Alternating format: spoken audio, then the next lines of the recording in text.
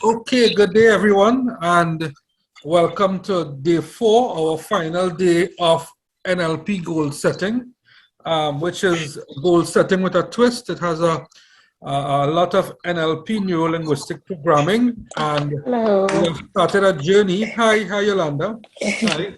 Yeah, we started a journey a couple days ago, and today we are on day 4, day 4, and our final day for NLP goal setting. And I just want to let everyone know that I know it's a lot of material. And trust me, there could have been a lot more, but I tried to balance what we put into the course, the program. Um, in case anyone have any background noises, just kindly mute your mic, right? And you could always unmute if you need to ask any questions or contribute, right? So yeah, there's a lot of content in here, and it is a culmination of a lot of research that has gone into developing this very unique program where I've combined best practices from traditional goal setting combined with NLP, combined with other modern thinkers, right? So it's a combination of NLP, which is Richard Bandler, John Grinder, a lot of others. And in the traditional, we have Jim Rohn, Tony Robbins, and we have a lot of other people who have contributed, people like Robert Dilts in NLP and so on. So what I will do, how I will start, before I go to any presentation, is, as I said, I know it's a lot of material, so I'll just recap quickly the journey that we went on from day 1 and bringing it to day 4, right? So day 1, we went through our values, right? And we went through a process called value elicitation, where we traveled from our conscious mind to our unconscious mind. And, we keep asking the question, what will this do for you? What will this do for you? Why? And we went deeper and deeper until we uncovered our deepest values. Do we need to do that?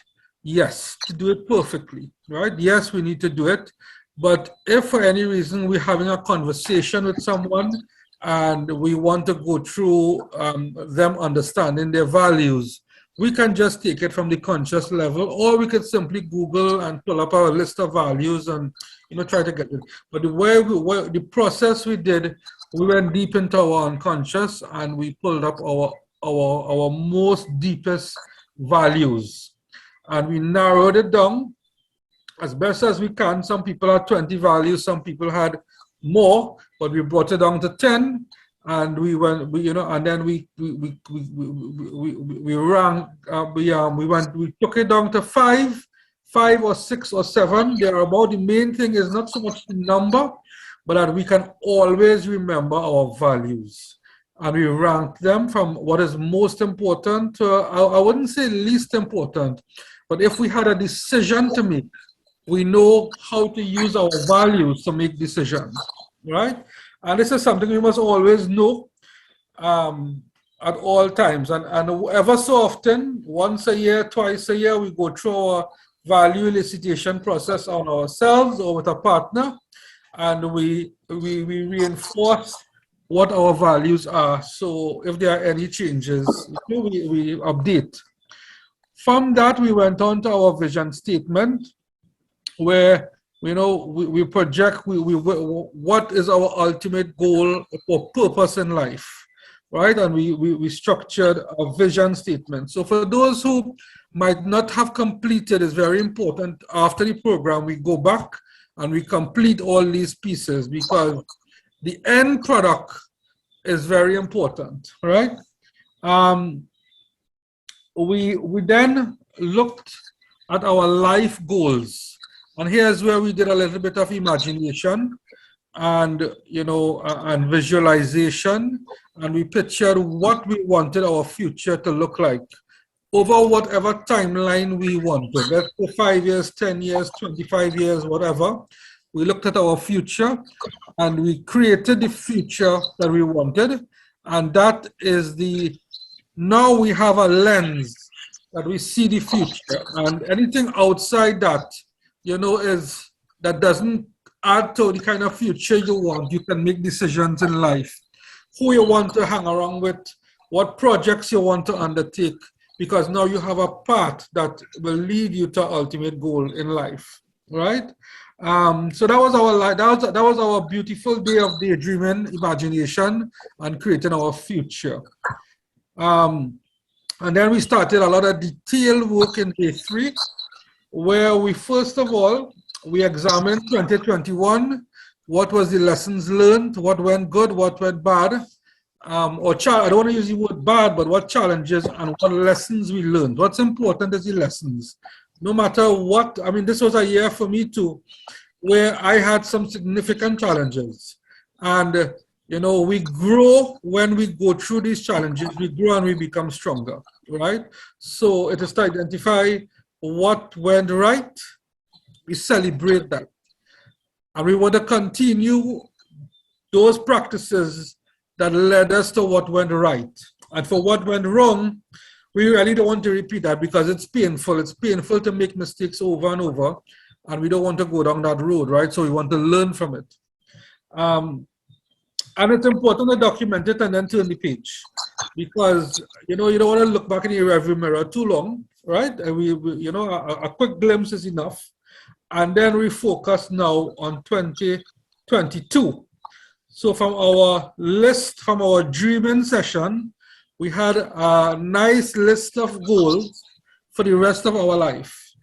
And from that list, we were able to put down how much we want to, what we want to achieve in year 1, year 2, year 5, year 7, and so on, until the last year we projected for.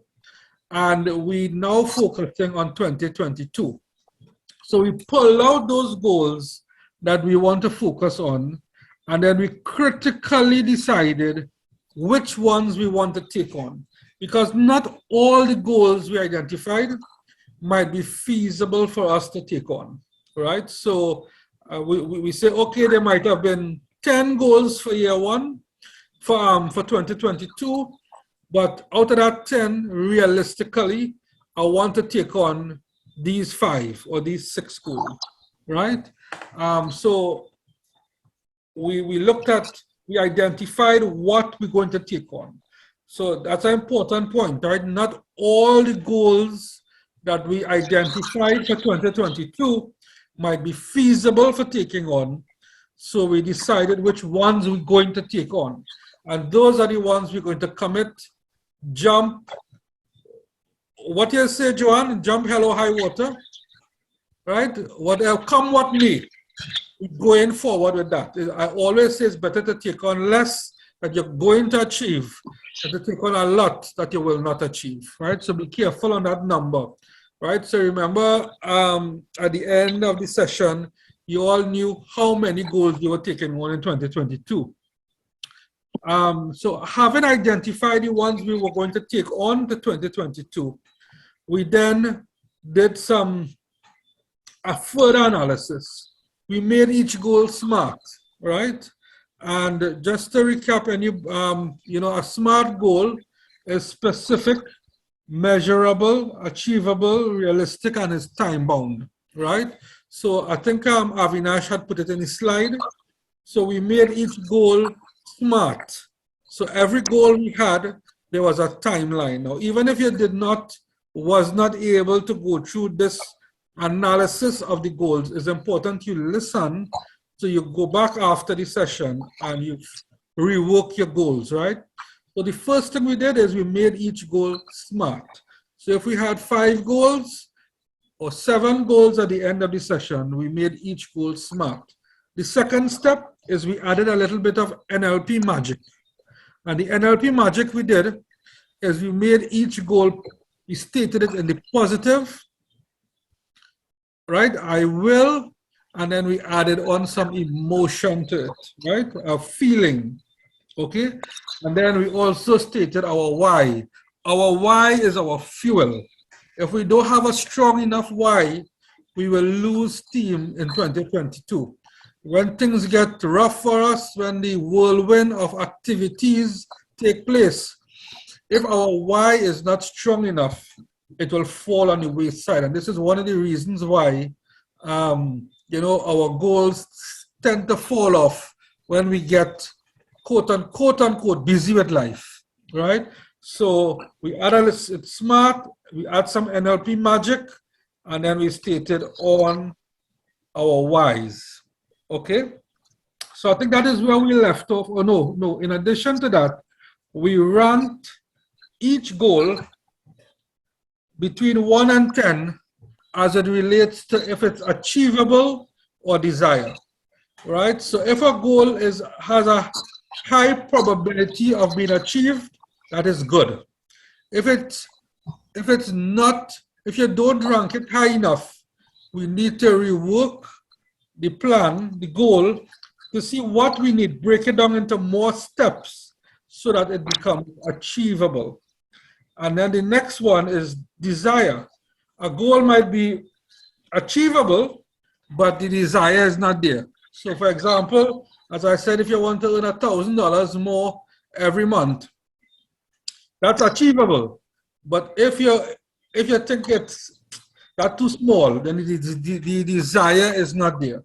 And so you rank each of your goals between 1 and 10. And as I told you, rule of thumb, a good goal ranks at about 7 or above. So if you get to 7, okay, it is a little bit more I need to get to do to make this really good. So you want to get your goals, your final goals, 7 and above, to really work on them in 2022. And that is where we left off on the last day. So before I start, I'll just open the floor for any quick questions, and then we go on to, we don't have many slides today. Today is another working day, right, to complete our goals, right? So I'll just open the floor quickly, any questions, and then I move on. Yeah. Everybody understand the process, right? So even if you didn't do it, you could go back and do it. And I also share the audios, right, which is helpful. You have audio 1, 2, and 3, day 1, 2, and 3. So you could always go back and listen to it. I know it's a bit long, but very useful. Adrian. Yo. I have go ahead.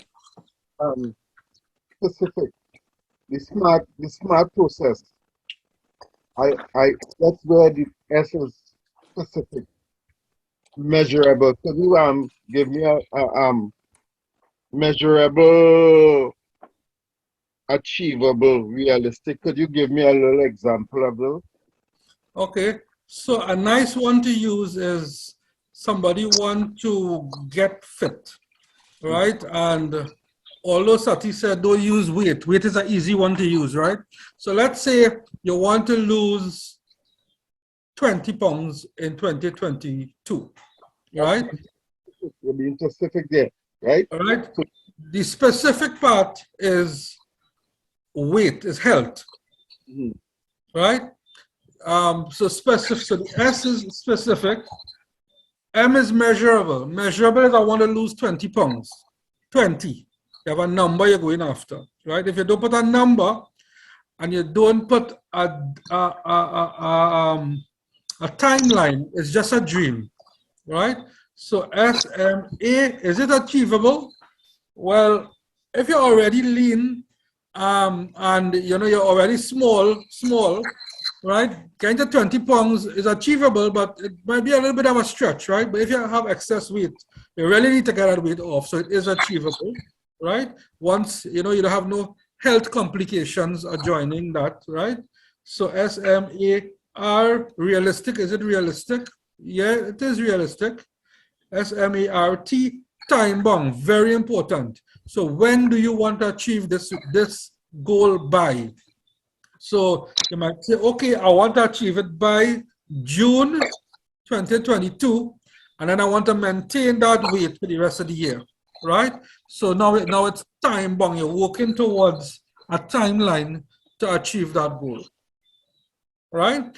And you apply that same logic to any other goal that you have, whether it's financial, whether it's spiritual, You know, anything you want. You know, you have a neck surgery to look after next year. So is it specific? Yes, it is specific, right? It's a neck surgery. Is it measurable? Yes, you want to, you know, well, is it measurable in the sense that to get to the surgery, you may have to do certain things by certain dates to be able to prepare yourself. So that is measurable. Is it achievable? Yes, I believe so. Is it realistic? Yes, because your health is concerned. And is it time bound? Yes, because you're saying you want to achieve it by February next year. So that's a smart goal. And then we make it positive, which we did the last time, and then we add some emotion to it. By doing this surgery, you know, I will now achieve a better quality of life and I'll be free of pain. You know, so word it however you feel most comfortable. What's important is that when you read this, it's not just a boring sentence. You must connect at an emotional level. It charges you emotionally. When you connect emotionally to something, you know, that is where, you know, you feel motivated to achieve whatever you set out to. But if the emotion is not there, and I think that is what lacks in traditional goal setting, is that there's no connection at an emotional level. It is just pure smart goals being set. Right? Okay, so somebody else wanted to ask a question? Thank you. Thank you. Sure. I wanted just a couple of things. I'm not sure. It's probably my device that I'm not able to listen to the recordings. Mm-hmm. Other people were able to open it? Kenneth could, Villa could. Okay. I don't know if anybody else tried. But I was trying to even. I was able to. Great. Oh, okay. So Yeah. it's probably just my devices, but I was trying to even email it to myself, and I couldn't do it from the WhatsApp to my email. So I'll try it again, and if not, maybe you can just send it directly to my email, and I can see if I can. Sure. I can open it, please. All right. And also, once we wrote the goal in the positive, are we supposed to read it every day, or is there? If you can, every day, even multiple times a day. What I've seen some people do is they create it. You know, they create a nice little document or a page, and they make it as a screensaver for the wallpaper for their laptop or their phone. So every time they look at their phone, they see it. That is very effective. You know, at a subconscious level, it keeps reinforcing. You know. Okay. So yeah. You know, your values, your vision and your goals. Those are to be able to see it all the time. All right. All right. Thank you. All righty.